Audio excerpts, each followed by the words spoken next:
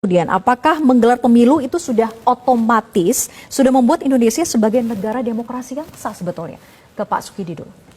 Pemilu ini sebenarnya bukan menandai pesta demokrasi, tapi pemilu ini adalah lonceng kematian demokrasi.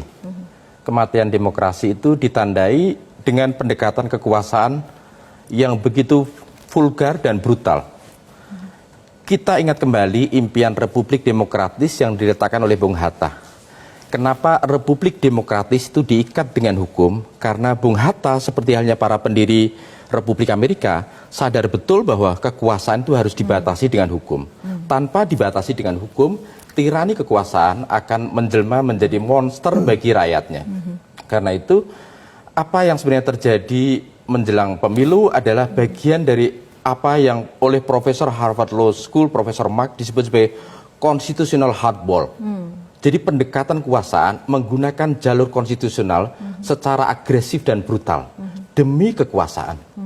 Itulah yang sebabnya mengapa pemilu ini menandai kematian demokrasi karena hukum, supremasi hukum itu ditelikung dengan pendekatan kekuasaan melalui eksploitasi konstitusi secara brutal dan agresif.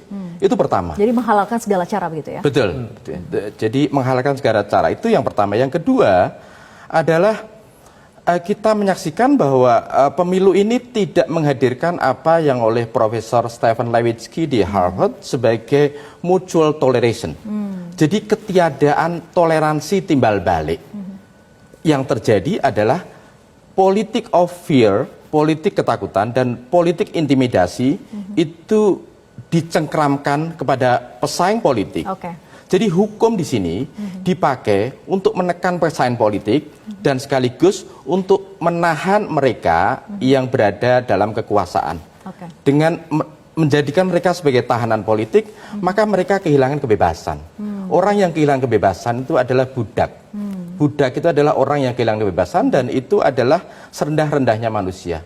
Karena itu kita harus mengembalikan kebebasan ini dengan menuntut kembali bahwa kebebasan itu bukan pemberian dari negara, tapi kebebasan itu adalah the greatest gift. Itu bagian hak natural yang melekat pada diri kita.